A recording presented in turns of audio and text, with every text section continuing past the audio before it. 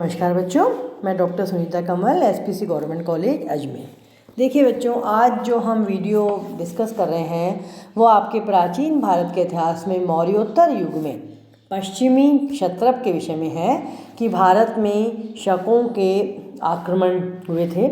पहली शताब्दी ईसा पूर्व में यूनानियों के भारतीय राज्य का बैक्टीरियनों के भारतीय राज्य का अंत हो गया था और उनके स्थान पर शक नामक एक विदेशी जाति ने भारत में अपना राज्य स्थापित किया था।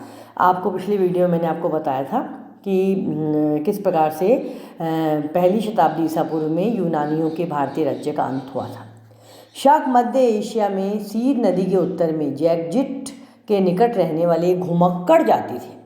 165 ईसा पूर्व के आसपास यहूदियों ने शकों पर आक्रमण करके उनको उनके मूल स्थान से खदेड़ दिया था। यहूदियों से परास्त होने पर शक दो समूहों में बंट गए थे। उनका एक समूह पूर्वी ईरान और पार्थिया होता हुआ शक स्थान में आकर बस गया और वहाँ से कंधार और बलूचिस्तान होता हुआ सिंधु नदी की निचली घाटी में आकर बस गया और दूसरा समूह सीधा भारत की तरफ बढ़ा और किपिन मतलब कपिशा या काबुल अथवा कश्मीर और पंजाब नामक स्थान पर आकर बस गया।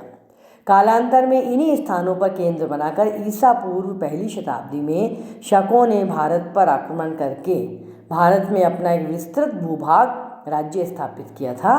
भारत में अपना आधिपत्य जमाने के बाद कभी शक्तिशाली कभी कमज़ोर रहते हुए शकों ने ईसवीं सन की तीसरी शताब्दी तक यहाँ शासन किया। भारत में शकों का पहला शासक मावेज था। कुछ विद्वानों के अनुसार मावेज ने 32 ईसा पूर्व में से 20 ईसा पूर्व तक शासन किया, जबकि अन्य विद्वान उसके शासनकाल का दूसरा समय बताते हैं। पर यह भी एक विवाद का विषय है। पर यह तो निश्चित है कि वह एक शक्तिशाली राजा था और उसके राज्य में कश्मीर, पश्चिमी पंजाब और गंधार के क्षेत्र सम्मिलित थे। तक्षशिला उसके राज्य का प्रमुख केंद्र था। मावेज ने अपने राज्य के अलग अलग भागों में शासन के क्षत्रप, जिसको गवर्नर भी कहते हैं, नियुक्त कर रखे थे। मावेज के बाद एवेज शकों का शासक बना। कुछ समय के बाद एवेज को उसके एक सामंत ने सिंहासन से हटा के शक राज्य पर अपना अधिकार कर लिया था। एजिलिसेज ने लगभग 12 वर्ष तक शासन किया और उसके बाद एवेज द्वितीय शासक बना और 43 ईस्वी तक उसने लगभग शासन किया। भारत में शक शासकों ने एक विस्तृत राज्य स्थापित किया। प्रशासनिक सुविधा की दृष्टि से उनका राज्य कई प्रांतों में विभक्त था। शक शासक इन प्रांतों की शासन व्यवस्था संचालित करने के लिए जिन अधिकारियों को नियुक्त करते थे वे क्षत्रप, उनको ही क्षत्रप कहते थे। ये शक क्षत्रप प्रारंभ में शक शासकों के अधीन थे, लेकिन शकों की केंद्रीय शक्ति के समाप्त होने के बाद लंबे समय के बाद ये भारत में शक क्षत्रप शासन करते रहे।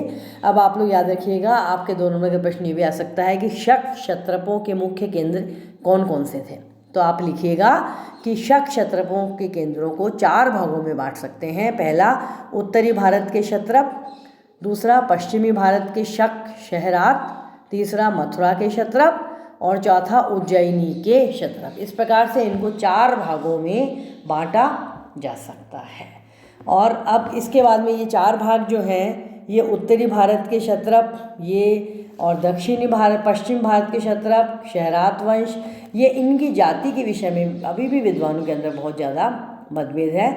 किंतु सामान्यतः विद्वान इस बात से सहमत नहीं है कि शहरातों को पल्लव बताया जाए।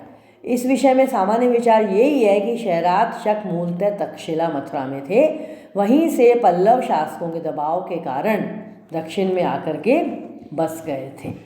अतः शहरात वंश को शक मानना ही उपयुक्त प्रतीत होता है। धन्यवाद।